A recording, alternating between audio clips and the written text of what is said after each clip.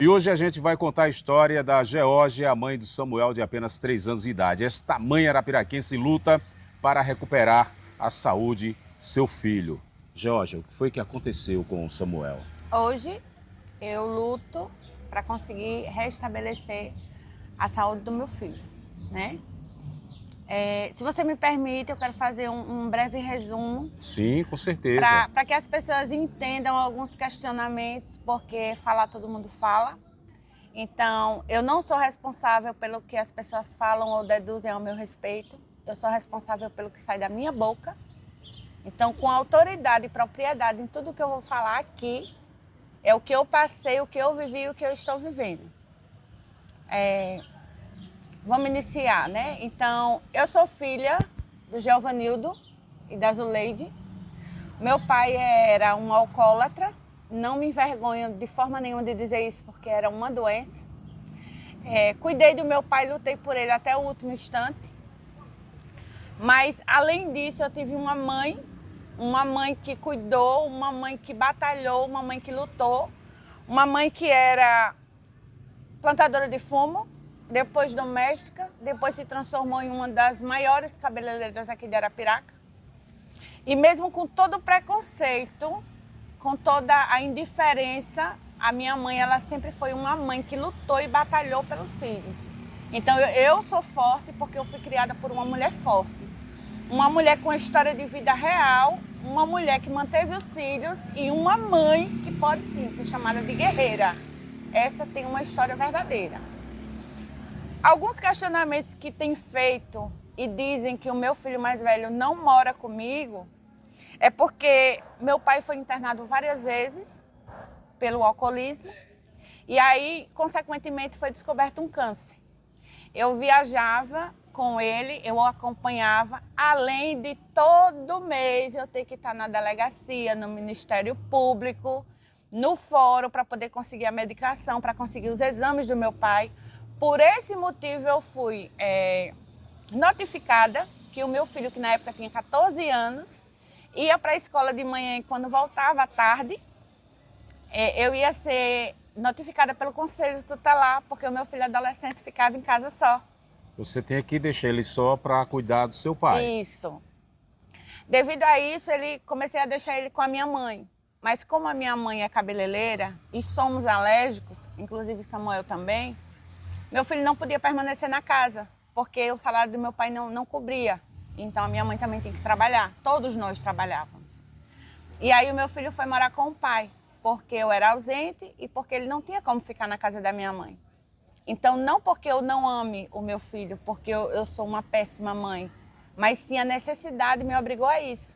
Além dele ser o companheiro da avó, que ainda hoje, com 20 anos, dorme junto com ela, né? Então, a minha gratidão à dona Terezinha, que é a avó dele, que sempre cuidou, que amou, que é o filho mais novo dela, podemos dizer assim. Essa separação de vocês dói muito, né? Dói. Vejo nos seus olhos. Dói. Que dói bastante. Mas o meu coração é aliviado porque eu sei que ele está bem cuidado, bem tratado. Não vivo como o pai dele hoje porque a vida nos separou, vamos dizer assim, éramos jovens na época. Não é o primeiro casal a se separar e nem vai ser o último. Mas o pai dele, eu tiro o meu chapéu. O pai do Eduardo, como homem, como ser humano, é um excelente pai. Eu não tenho o que falar do pai dele. Aí vamos lá. O pai do Samuel hoje não vive comigo. Primeiro porque ele foi preso pela Maria da Penha por me agredir o filho. E primeiramente porque ele não quis. Porque ele nunca nos amou. Ele sempre amou a boa vida que levava junto com a gente. E mesmo depois que ele saiu da cadeia, eu ainda tentei uma convivência. Então eu digo para você, mulher, não cometa esse erro. Porque você sozinha, criando seus filhos, você é a sua melhor companhia. Não faça com que os seus filhos passem e cometam o erro que eu cometi. Porque eu sou um ser humano, eu sou falha, eu sou limitada. Não vale a pena torcer o braço pro abuso. Não se diminua para caber no mundo de ninguém. Porque você tem uma qualidade de vida melhor. Quem é mãe solteira, quem é mãe sozinha, Quem já foi vítima de violência doméstica sabe do que eu estou falando. Então eu falo com propriedade. Porque essa é a minha história.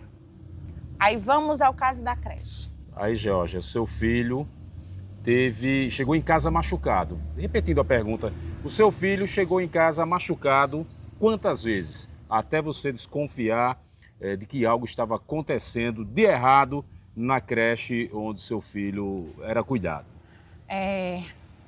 Muitas mães colocam o filho na creche porque precisam trabalhar, porque precisam manter a casa, porque são mães solteiras como eu, com muito orgulho.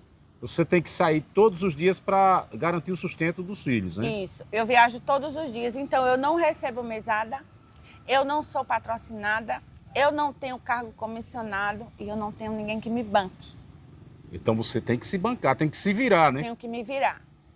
Trabalho de domingo a domingo, todo mundo que me conhece sabe. Arapiraca inteira me conhece, por isso que ninguém se faça de desentendido. Então, a partir do momento que eu coloquei o meu filho na creche, era porque a minha situação não estava boa, como a de muitas mães aqui no município. Porque a mãe coloca o filho numa creche, não é porque ela quer se livrar do filho, é porque ela tem a necessidade de trabalhar e de colocar o pão de cada dia dentro de casa. Não pode deixar em casa só, porque senão é abandono de incapaz. Isso. Nem pode também pagar uma cuidadora exclusiva, porque senão não coloca alimento na mesa. Exatamente. Então, quando eu coloquei o menino na creche, foi uma maravilha, porque pessoas conhecidas da família, pessoas conhecidas de trabalho, porque hoje todo mundo é desentendido. Ninguém sabe quem é a Geórgia. Ninguém sabe quem é a filha do Geovanildo e da Zuleide. O Geovanildo Bodão é o filho da finada vereadora Maria Aparecida. Doa quem doer, essa é a realidade. A minha avó teve um mandato de 26 anos aqui nessa cidade. Quem não conhece a nossa família? Quem não me conhece? Me diga quem não me conhece aqui. Então, eu não vou ser diplomática aqui. Aqui eu não vou ser educada. Aqui eu vou ser mãe. Porque existem mulheres que têm filhos, mas eu sou mãe. Eu sou mãe. Um mês que o Samuel começou a estudar na creche, ele já chegou em casa com alguns hematomas. Qual foi a creche? Zélia Barbosa Rocha, no bairro Nova Esperança. Ele ficava lá o dia todo? O dia inteiro. Não, mãe, não precisa se preocupar. Falei da questão da intolerância dele à lactose. Falei da questão dele já ter começado a falar. Todo mês, toda semana eu sempre levava leite, fralda, biscoito, pomada, para facilitar, para que não houvesse nenhum... O leite sem lactose, né? Zero lactose. Zero lactose, já para não prejudicar e nem ele ficar também sem lanchar, né? Exatamente. E aí, Samuel começou a chegar em casa com beliscões, arranhões, hematomas, e eu comecei a questionar a direção da creche. Ah, mãe, você tem que entender que aqui não é particular, você tem que entender que são várias crianças juntas, você tem que entender que são poucos profissionais para demanda. Até então era tolerável. Até que veio a primeira queda. A primeira queda, o áudio que o professor apagou do grupo da escola, ele fala que o meu filho bateu por diversas vezes com a cabeça na carteira. Depois de muita pressão, a auxiliar de classe mandou uma mensagem para mim, que eu consegui recuperar, que disse que ele caiu do escorrega de uma altura de mais ou menos 1,20 m. Mas o meu filho é doente mental, Isso foi o que alguém alegou? Não, foi o que todos. Só Todos da creche? Só uma única professora que era pedagógica. Essa sempre se manteve neutra. Acho que é Andréia o nome dela. A única. Mas por que eles alegaram isso? Porque houve a segunda. A segunda queda? A segunda, que eles diziam que eram quedas. Que eles falavam que eram quedas. E aí a barraqueira, né? Deu um show. Vamos fazer uma reunião. Comuniquei a senhora Erivan, que no início eu achava que ela ainda era subsecretária de Educação, mas na verdade ela é secretária de Saúde e Esporte. Então, não venha me dizer que ninguém sabia, porque todos sabiam desde o início. Todos sabiam desde o início, tudo, todos sabiam. Nessa reunião eu achei que seria para esclarecer quando eles sempre colocavam a culpa numa criança autista. Entendeu? Eles diziam lá na creche que uma criança autista tinha machucado seu filho. Isso, que era sempre essa criança que estava machucando meu filho. Na reunião, para minha surpresa, nós mães éramos intimidadas, porque precisava da vaga da creche, porque o prefeito era bonzinho, porque ali elas estavam fazendo favor. Eu digo, epa, peraí, o prefeito é funcionário do povo. Os impostos que a gente paga é para a gente ter uma educação de qualidade. Aqui vocês estão ameaçando as mães com a questão do Bolsa Família. A mãe precisa da creche não só para o filho trabalhar, como também para o programa do governo federal. Então, se vocês não souberem como, denuncie na Polícia Federal. Porque é um órgão federal, é um direito. Não é favor, não é obrigação, é um direito.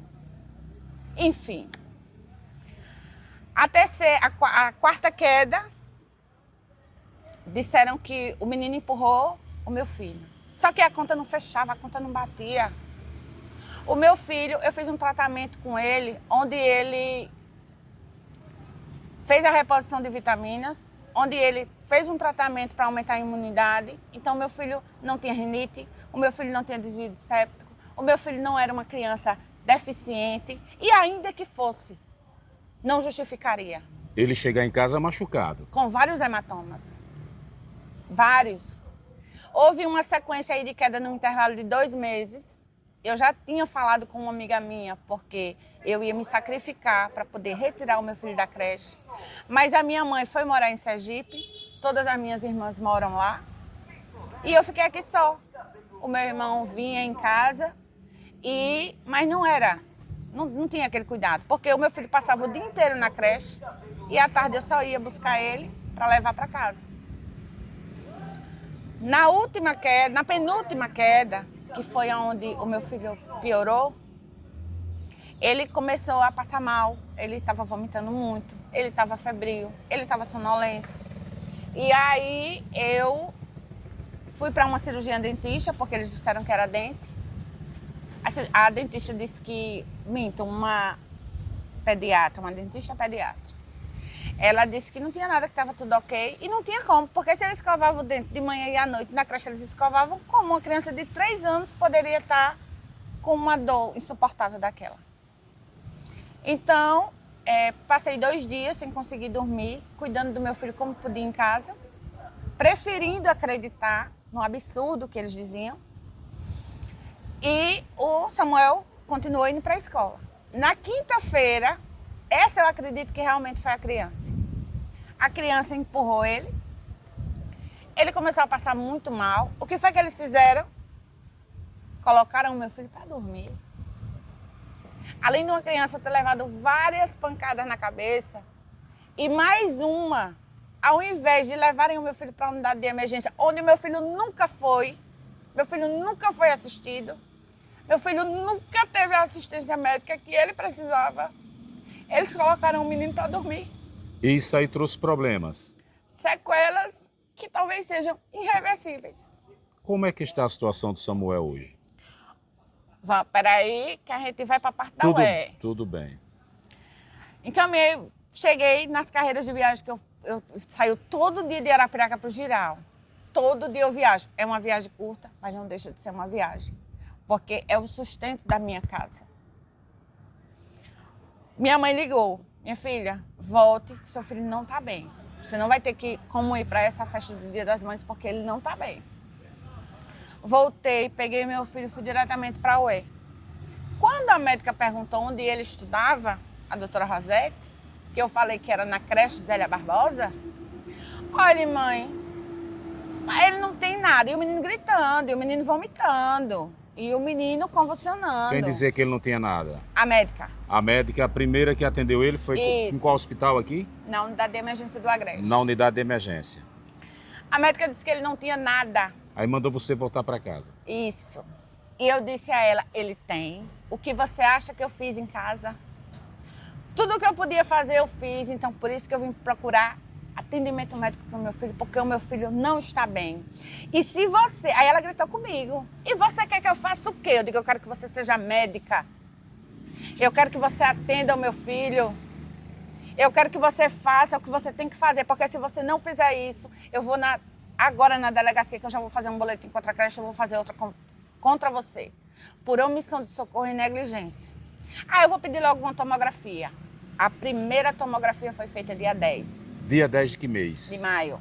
Dia 10 de maio. Tudo começou no mês de maio. Isso. Que dia você percebeu a primeira queda e qual o dia da última dessa série de quedas que você relatou aqui? Começou em março, eu não me recordo exatamente o dia, eu acho que dia 24, não lembro, porque eu não tenho... É tanta informação... Que não tem como memorizar todas as datas. Mas a gente não começou no mês de março essa luta, você percebendo algo diferente nos machucados da criança. E quando foi que você percebeu que o caso era mais grave, era mais sério do que o que você imaginava? Na primeira semana de maio. Aí de lá pra cá... Foi só ladeira abaixo.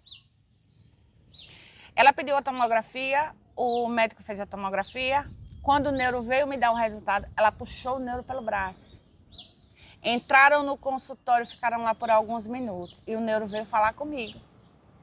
Quando o neuro veio falar comigo, ele perguntou como tinham sido as quedas, eu expliquei mais ou menos o que eu tinha ouvido, o que eu sabia e o que meu filho me relatava, porque até então meu filho ainda falava.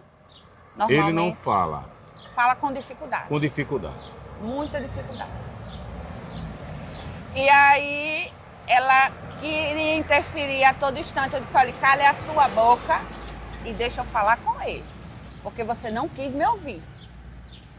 Você não quis me ouvir. Então agora você vai deixar o médico falar. Aí o médico disse, ó, ele vai ter que ficar em observação. Mas por quê, doutor? Não, a gente vai conversando. Não fui informada. Por volta de 9 horas da noite, a febre do Samuel começou a subir novamente, a médica foi chamada, que incomodada veio. E na frente de todos os presentes, que não é segredo para ninguém, tinha muita gente, estava muito lotado. Ela disse, você está fazendo o que aqui ainda? Eu disse, eu sou uma desocupada, eu não tenho o que fazer. Eu não sei como é que uma pessoa que se diz médica, com uma criança no estado que meu filho está, com 39,5 de febre, vem perguntar o que é que eu estou fazendo aqui. Depois de uma insistência de uma auxiliar, que eu não vou citar o nome dela, foi que ela resolveu fazer um hemograma. O resultado do hemograma saiu, já tinha dado um vírus, mas eu não fui informada e uma infecção. Não fui informada qual o tipo de infecção, nada. Pela manhã, o doutor Ronaldo Barbosa passou a visita e deu alta ao meu filho, me entregando um receituário médico com antibiótico e uma solicitação de exames com urgência. Doutor, se é urgência e ele já está interno, por que o senhor não pede? Aqui, ele já está interno. Não, você vai ter que sair do hospital.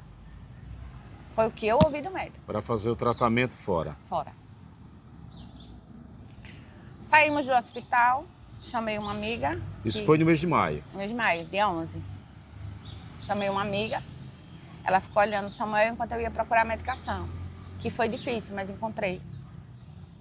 Quando voltei para casa que tentei dar medicação ao meu filho vomitou por várias vezes.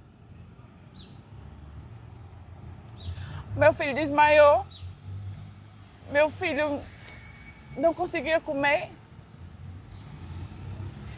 E aí eu me desesperei e fui diretamente, disse, segura ela aí, que está nas mãos de Deus. Fui na delegacia civil da Central,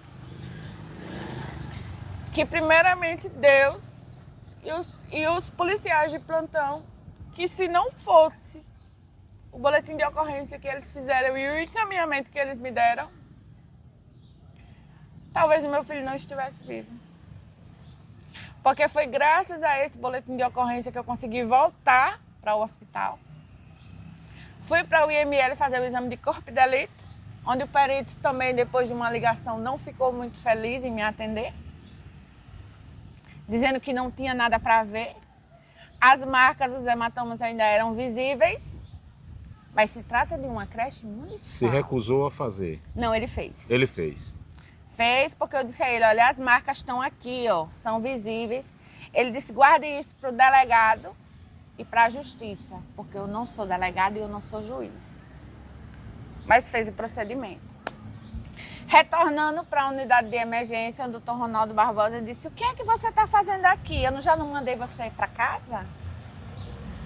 Eu disse, agora eu estou com ordem judicial. Agora você tem a obrigação de me atender. O meu filho foi vítima de violência e agora você vai ter que aceitar ele.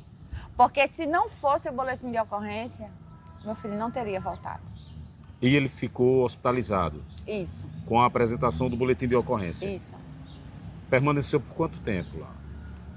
Mais 3 dias. Mais 3 dias. Então, quando meu filho foi readmitido, foi feita mais uma tomografia. Mais uma. Então, eles não venham me dizer que não tinham ciência da noção da gravidade do problema, porque eles sabiam. E, para minha surpresa, a omissão de todos os órgãos públicos aqui. Por quê?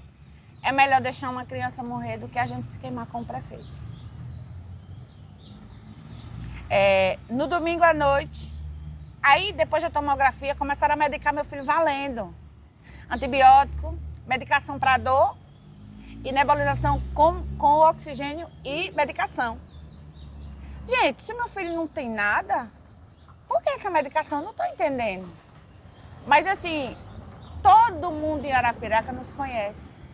E tinha pessoas ali que não podiam falar, mas me disseram, Geórgia, isso é antibiótico, agora eu só não posso dizer qual é. O resultado dos exames deu o quê? A gente não tem autorização de falar.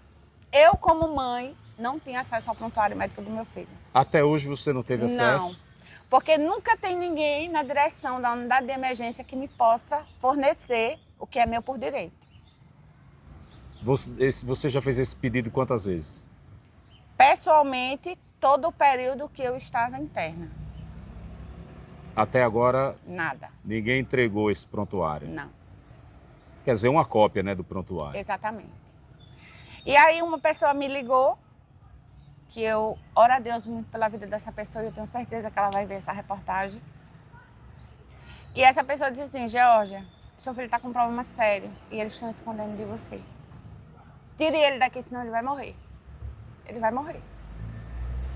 No domingo, a última medicação que ele recebeu, o organismo do meu filho não aguentou. Não aguentou. Teve uma reação? Muito. Cada vez que ele tomava os antibióticos, ele... Desculpa.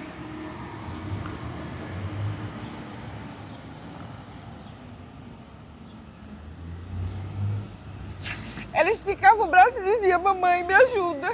Ajuda, mamãe. E ele urinava e defecava ali na hora.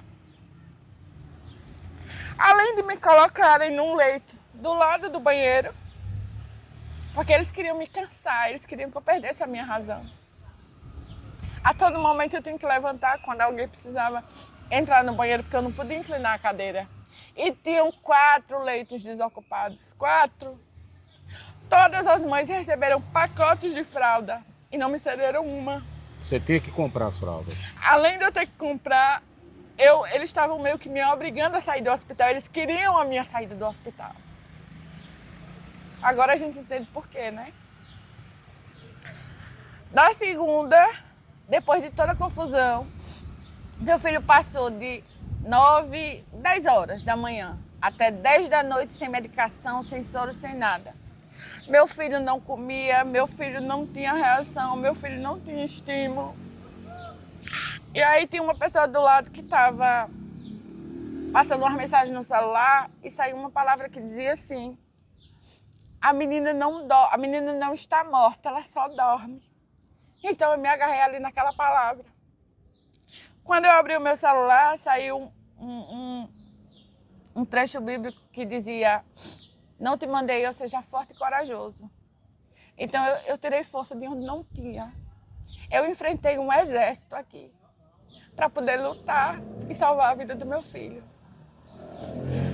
No domingo, à noite, meu filho sem medicação, eu sem nada, eu não sabia de nada. Até o presente momento eu estava alheia, eu estava leiga.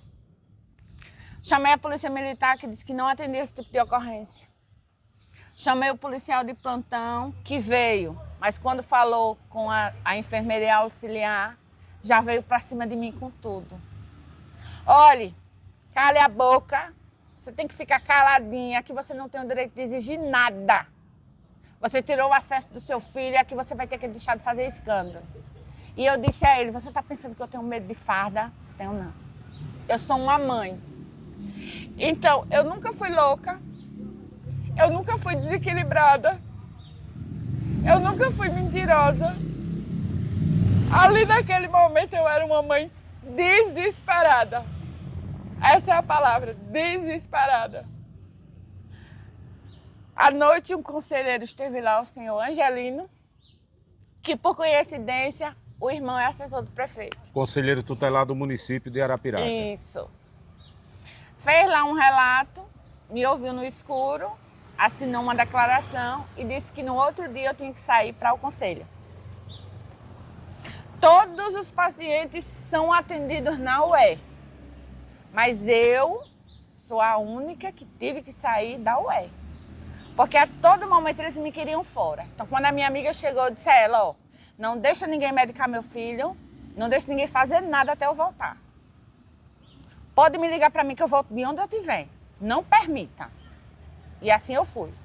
Quando eu saí, médicos, enfermeiros, assistentes sociais, ela tem algum problema mental? Mas por que eles perguntavam? Porque eu era uma desequilibrada. Mas por que você reconhece que em algum momento você perdeu o controle, ficou nervosa e por qual motivo? Para salvar a vida do filho? Eu lhe pergunto uma coisa. Na situação, não digo nem como mãe, mas eu pergunto como pai. Você tem filho? Tenho sim. Pronto. Como pai, você vê o seu filho morrendo, você vira bicho ou não vira? Vira uma fera. Qualquer pai, qualquer mãe que se preze no seu papel de pai ou de mãe, vira realmente uma fera para defender a sua prole, não o seu filho. Na segunda, quando eu saí do conselho, eu disse a eles, olha, o conselheiro Angelino com Lázaro me receberam no conselho. Angelino já não falou nada, foi Lázaro. Lázaro colheu o meu relato, mas disse que só iria encaminhar a denúncia quando meu filho recebesse alta. Eu disse, então, eu quero uma segunda opinião, porque a conta não está fechando. Meu filho não está bem, meu filho não está normal, tem alguma coisa errada e eu tenho que saber o que meu filho tem. Se não for aqui, vai ser em outro lugar. Nisso, as minhas irmãs, a minha mãe, todo mundo desesperada, me ligando, traga para cá, traga para cá. Já existiam médicos esperando meu filho lá em Sergipe, que fique bem claro. Eu não ia tirar o meu filho do hospital sem assistência médica. Eu queria uma segunda opinião. Porque eles não queriam deixar eu tirar o meu filho daqui. Porque a partir do momento que ele saísse, que outro médico avaliasse, já ia saber a gravidade do problema.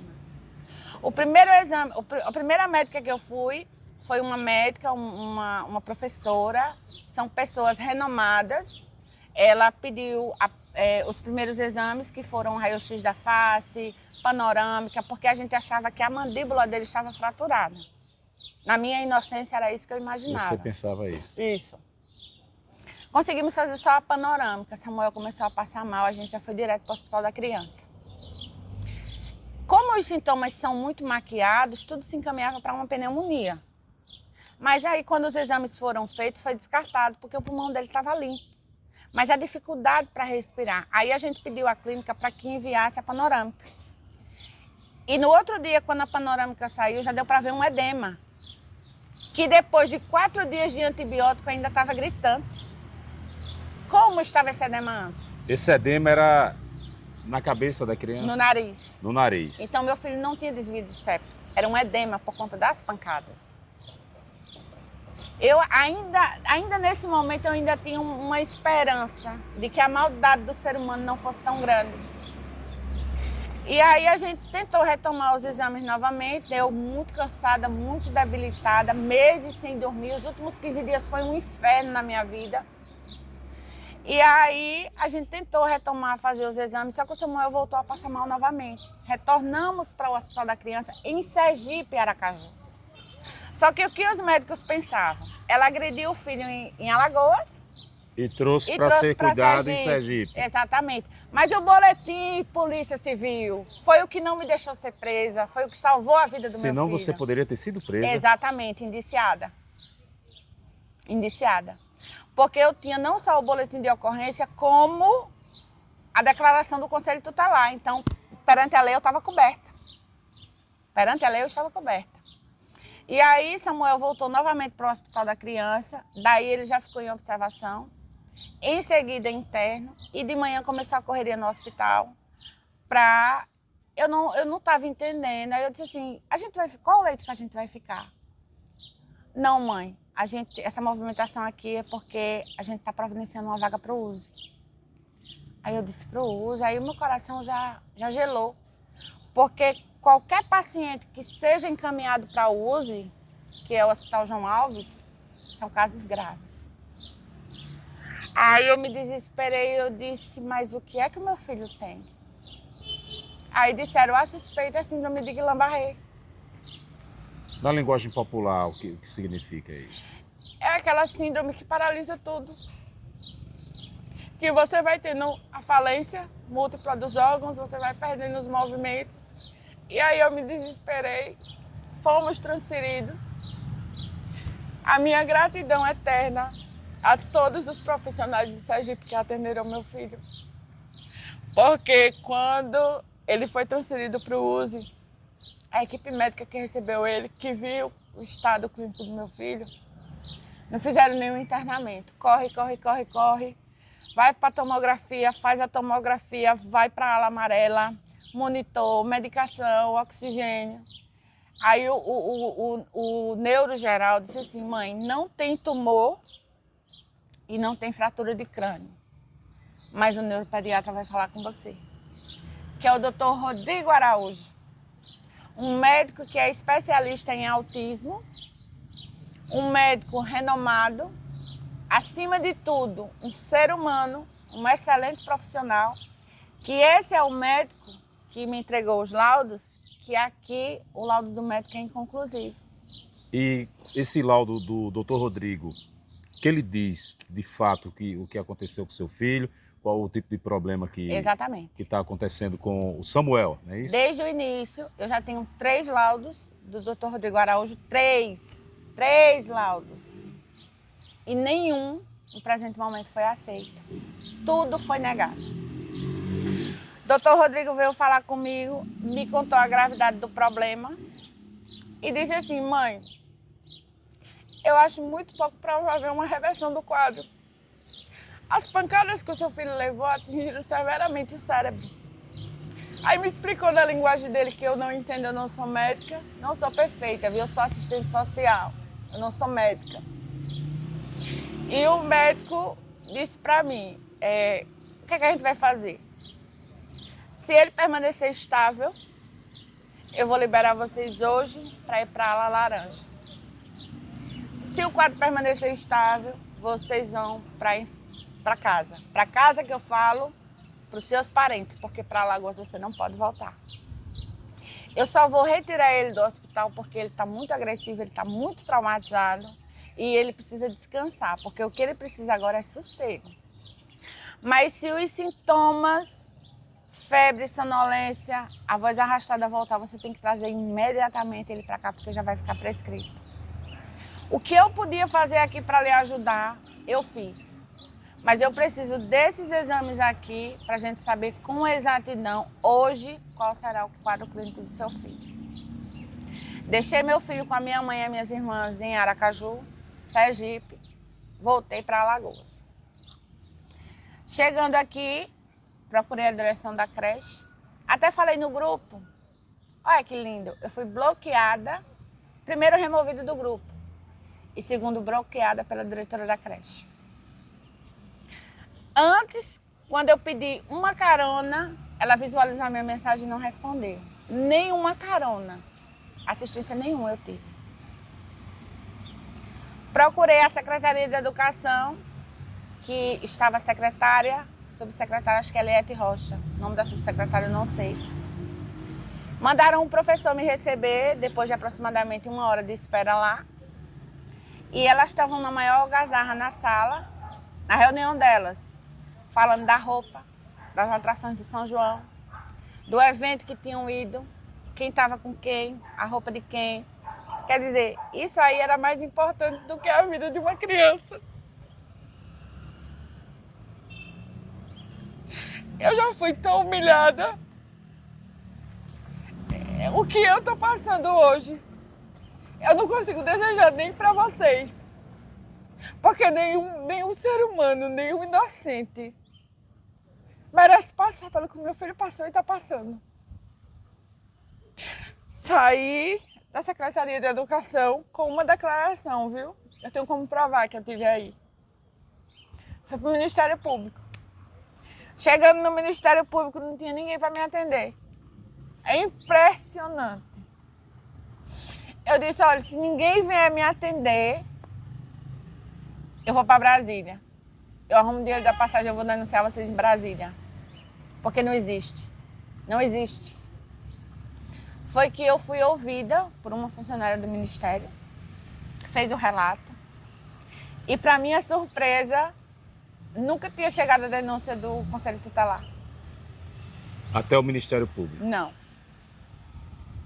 Nunca tinha chegado. Fiz o relato e a moça que me atendeu disse o seguinte, a gente vai ver se cabe denúncia. Diante de todos os laudos, de todos os vídeos, de todos os prints, ia ver se Ela cabia. ainda ficou na dúvida, se cabia ou não denúncia. Isso. Aí, procurei todas as portas que você possa imaginar. Politicamente, todos. Todos que eu conhecia, ou melhor, que eu achava que sabiam que eu existia. Mensagem visualizada apagada, até porque lá do hospital, a primeira pessoa que eu mandei um vídeo foi pro prefeito. E quero deixar bem claro aqui, eu não tenho nada contra ninguém. Eu nunca tive intenção de prejudicar ninguém. Eu nunca quis me aproveitar de situação nenhuma, mas eu tenho contra o que fizeram e estão fazendo com o meu filho. Ah, mas agora você quer passar na frente de todo mundo. Não quero. Eu entrei na justiça, eu entrei na guerra, porque eu sou a única mãe que tem coragem de vir na cara dura, denunciar e falar o que está acontecendo no município de Arapiraca. Porque não é só meu filho, não. Mas uma mãe não denuncia, sabe por quê? Porque senão a Bolsa Família dela é cortada. A mãe não denuncia, sabe por quê? Porque ela precisa da vaga da creche para o filho estudar, para ela poder trabalhar, para poder botar comida dentro de casa. Essa é a realidade. Que se ninguém fala, quem está falando sou eu. E eu sou responsável pelo que sai da minha boca, não pelo que dizem ou que acham a meu respeito. E aí, quando eu voltei, que procurei tudo o que podia, nada foi feito. Eu estava tão desesperada e sem trabalhar. Sem trabalhar. Já tinha levado um prejuízo de mais de 5 mil reais. Você que está ouvindo isso aí, você sabe do que eu estou falando, porque até o meu pão de cada dia, até o meu sustento, você tentou tirar. E você sabe disso. Mas assim, Deus é fiel, Deus é na minha vida. Existem pessoas de bom coração. Queria agradecer aqui publicamente a todos esses meus patrões, a todos esses homens do feirão, que foi feita uma campanha onde foi levantado 6 mil reais. Você fala do qual feirão? Feirão de carro e motos aqui em Arapiraca, que vende carro e moto. Você trabalha com o pessoal? Eu faço serviço de despachante. Eu não sou despachante credenciada. Vamos explicar tudo aqui para não me prejudicarem, eu querer Mas me prejudicar. você intermedia esse trabalho? Isso. Você é intermediária nesse serviço? Exatamente. Porque diante de uma procuração simples, a lei me permite que eu exerça essa função. Quer dizer, eu vou fazer o que as pessoas não podem fazer. Então eu ganho meu dinheiro honestamente, trabalhando. E aí eu fiz essa campanha, só a feira me deu R$ 4.500. O pessoal do Limoeiro, o pessoal do Detran do Giral, o pessoal do Detran aqui em Arapiraca, vários amigos. Eu não posso citar nomes porque eu seria injusta, foram muitas pessoas. E é a minha eterna gratidão. Consegui levantar o valor, voltei para Sergipe. Foi uma semana só para fazer exames. Oi, irmão. Opa. O meu filho mais velho foi na frente, porque existiam exames que precisava de preparo e precisava de um parente próximo. A minha mãe já é uma mulher idosa, um pouco debilitada.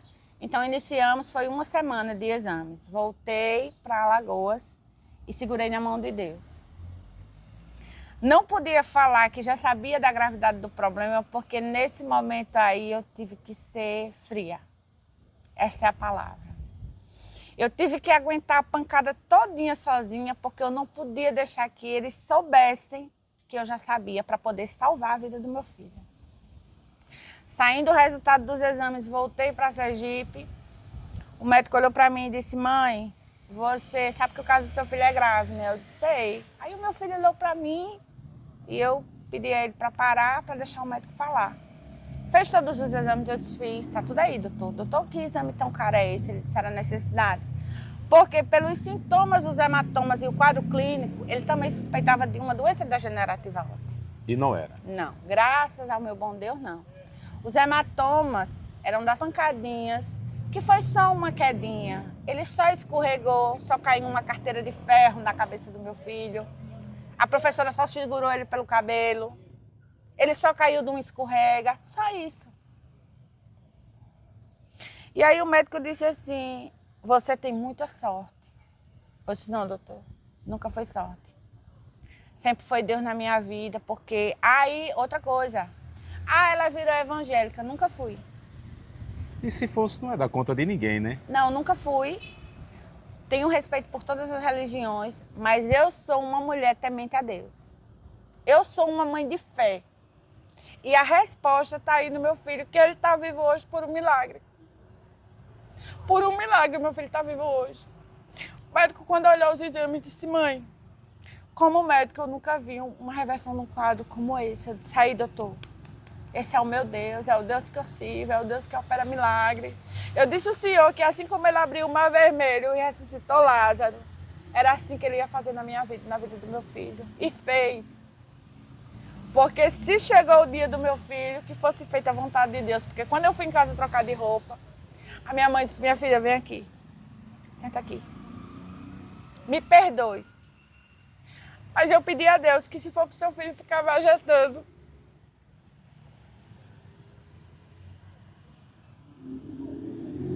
em cima de uma cama, é melhor Deus levar. Porque não é justo. Eu disse: mãe, eu concordo. Mas se foi pela maldade desse povo, que Deus restaure e me devolva o meu filho, porque o meu filho é um inocente, o meu filho é uma criança de 3 anos, o meu filho está perdendo a infância dele, o meu filho não tem vida. O meu filho não joga bola, o meu filho não pode andar de bicicleta, o meu filho não pode andar sozinho. Quando o médico deu o diagnóstico e passou o tratamento, eu voltei para cá. Eu fui procurar o remédio, não tem. Eu fui procurar, o tratamento não tem. Tem mais de 100 crianças na fila de espera para uma fonoaudióloga. A mesma quantidade, acredito, para uma fisioterapia. Mas se você falar com a fulana, se você falar com o vereador fulano, Cicrano Beltrano, vocês têm tudo. Mas para você conseguir uma consulta, você tem que chegar num posto 3 horas da manhã e não consegue. Porque já dividiram. A população não tem direito, não. Sou eu que estou falando. Eu que vivi isso, eu que estou vivendo. Não foi ninguém que inventou, não foi ninguém que contou. Quem está falando sou eu. Porque tudo que eu estou dizendo aqui eu tenho como provar. Foi ninguém que Você bateu em todas as portas possíveis pelo município de Arapiraca que você não conseguiu. Nada, nem fralda, só com a judicial. Você judicializou essa... Já. Já? Já. Como é que está o processo? Aí o que é que acontece? Peraí que nós chega já lá. Não consegui o tratamento, aproximadamente 20 dias atrás, 20 não, 30 dias atrás, Samuel começou a apresentar uma piora. Samuel voltou a ficar com a fala arrastada, Samuel voltou a cair muito. Ele não tem equilíbrio. Ele anda segurando nas paredes, ora ele anda normal, ora ele não anda. Ora ele bate uma perninha na outra, porque ele não tem coordenação motora hoje. Depois das quedas na creche. Na Mas creche. ele era uma criança normal até então. Até eu postei um vídeo que mostra o antes e o depois.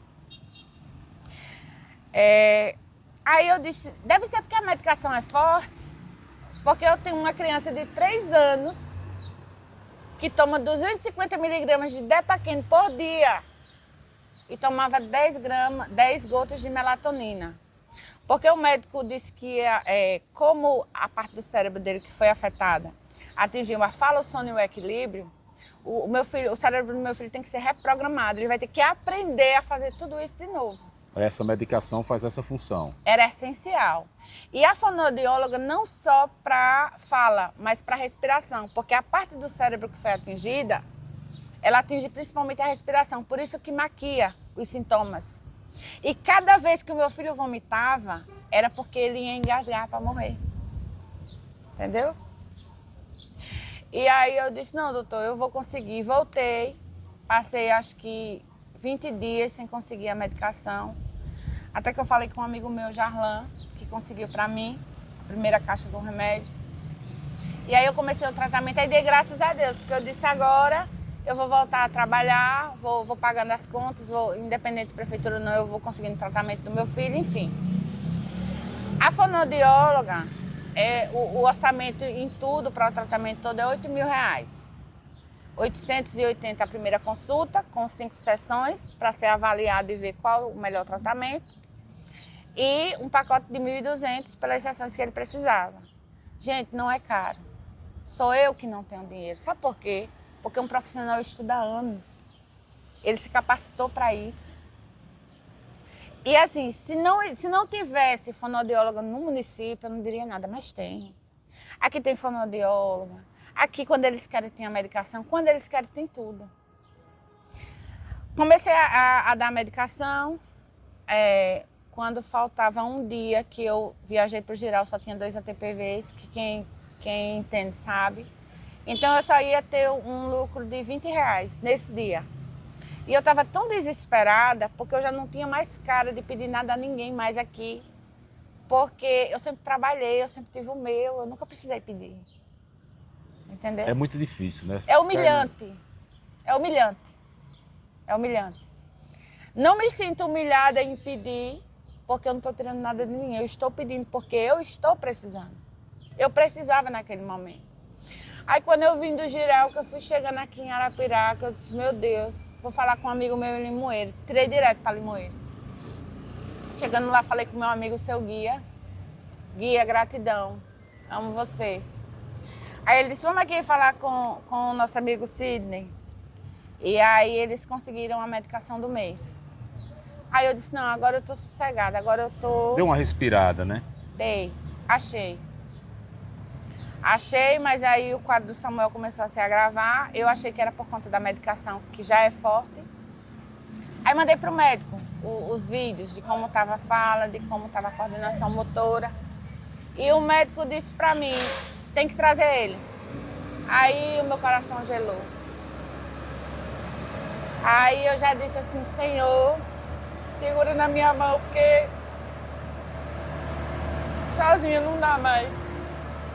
Porque eu já tinha ido há quase 2 meses antes para consulta, que aí fui ajudada por amigos também. E aí precisamos voltar. O médico não cobrou o retorno, voltamos para lá.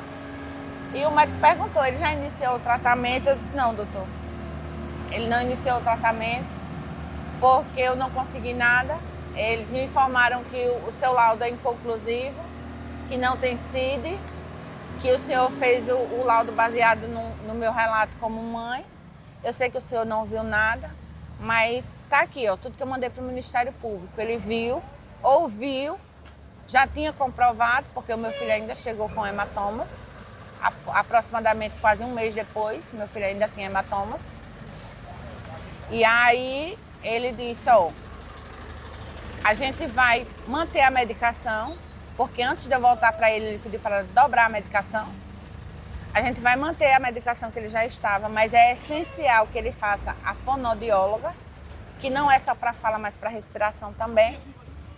E ele precisa agora também de fisioterapia, porque ele está perdendo a coordenação motora. E tudo isso você até agora não conseguiu aqui em Arapiraca? Nada. Nada. Aí você pretende ir para Sergipe?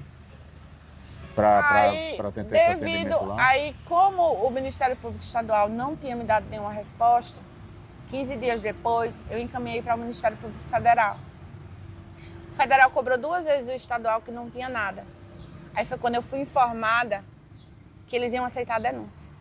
Estadual? Estadual. Após você procurar o MPF? Isso.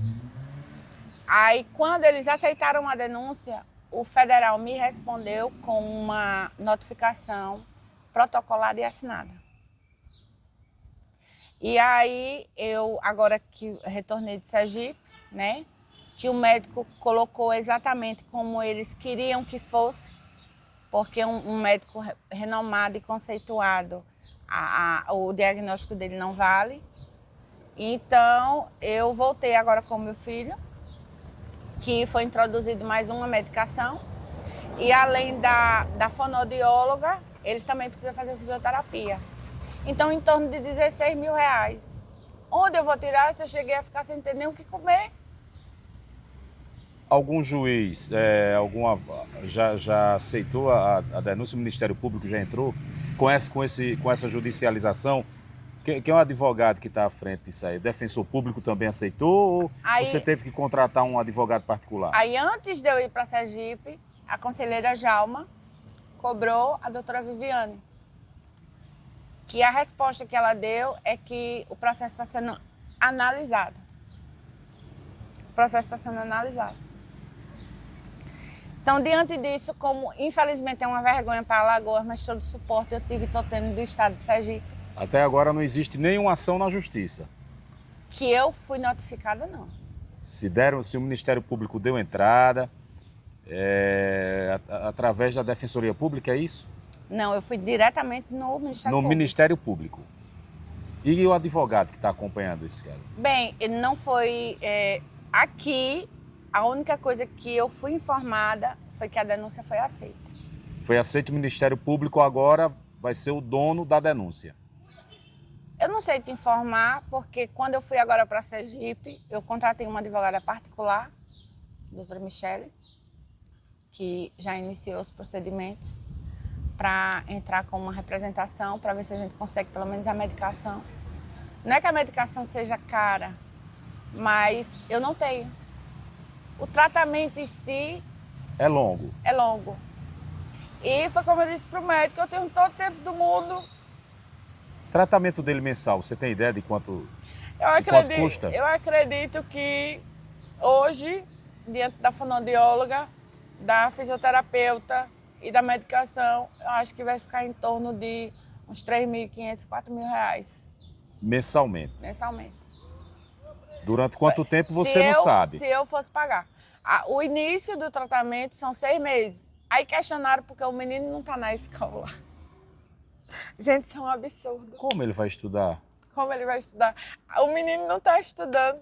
Questionaram isso para você? Aí o médico colocou lá no laudo que depois do tratamento inicial é que ele vai ser reavaliado para saber se ele vai ser liberado para uma instituição de ensino com um acompanhamento de uma cuidadora.